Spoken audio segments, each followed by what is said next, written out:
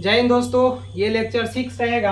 आपका जो लेक्चर चल रहा है प्रकाश के परावर्तन का 10th क्लास का, अगर आप कंपटीशन में भी है और 12th में भी है तो आपके लिए इम्पोर्टेंट रहेगा। ठीक है, तो ये लेक्चर 6 है। स्टार्ट करते हैं। ये आज इस वीडियो का टॉपिक है प्रकाश के परावर्तन के नियम। तो देखिए दोस्तों, प्रकाश के परावर्तन का मतलब क्या होता है पिछला वीडियो में हम लोग समझ चुके हैं। इस वीडियो में हम लोग देखते हैं प्रकाश के परावर्तन के कितने नियम होते हैं। तो याद रखिएगा, प्रकाश के परावर्तन के 2 नियम होते हैं। प्रकाश के परावर्तन के 2 नियम होते हैं।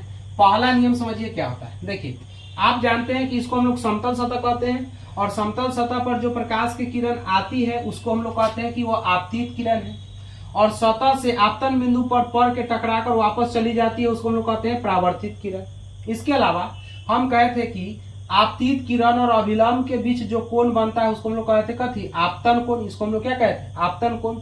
और परावर्तन कोण के बारे में बताए थे कि आप परावर्तित किरण और अभिलंब के बीच जो कोण बनेगा उसको हम लोग कहेंगे परावर्तन कोण। तो प्रकाश के परावर्तन का पहला नियम क्या कहता है कि जब प्रकाश के किरण को जितना डिग्री पर, जितना कोण पर आप जो है से क्या कीजिएगा, प्रकाश के किरण को किसी सतह पर भेजिएगा उतनी ही कोण पर वापस लौट जाएगी।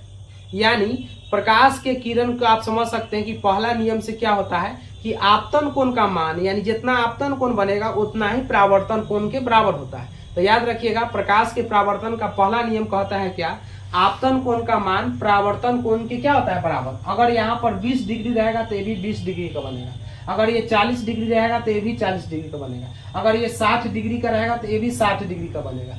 समझ में आ रहा है। यानी आपतन कोण का मान परावर्तन कोण के क्या होता है बराबर, और इसी को हम लोग कहते हैं प्रकाश के परावर्तन का पहला नियम। आपतन कोण यानी कोण आई, परावर्तन कोण यानी कोण आर के क्या होता है बराबर होता है, और इसी को प्रकाश के परावर्तन का पहला नियम कहते हैं। आप बताइए, जब प्रकाश के किरण को 180 डिग्री सेल्सियस पर 80 डिग्री कोण पर भेजा जाएगा तो परावर्तन भी कितना डिग्री पर होगा, बताइए, परावर्तन भी कितना डिग्री पर होगा। और दूसरा बताइए, जब प्रकाश के किरण को किसी सतह पर लंबवत भेजा जाएगा तो परावर्तन भी उसी माध्यम में वापस चला जाएगा। तो लंबवत जैसे भेजेंगे वैसा ही चला, लेकिन थोड़ा सा भी टेढ़िया दिए, एंगल बना दिए तो उतना एंगल से बाहर निकल जाएगा। दूसरा नियम समझिए, प्रकाश के परावर्तन का दूसरा नियम क्या कहता है, ध्यान दीजिएगा। आपतित किरण, परावर्तित किरण और आपतन बिंदु तीनों जो और आपतन बिंदु पर जो डाला गया अभिलंब है, ये तीनों के तीनों, आपतित किरण, परावर्तित किरण और अभिलंब तीनों देखिए एक ही बिंदु पर, एक ही तल पर स्थित है। तो इसी को हम लोग कहते हैं प्रकाश के परावर्तन का दूसरा नियम।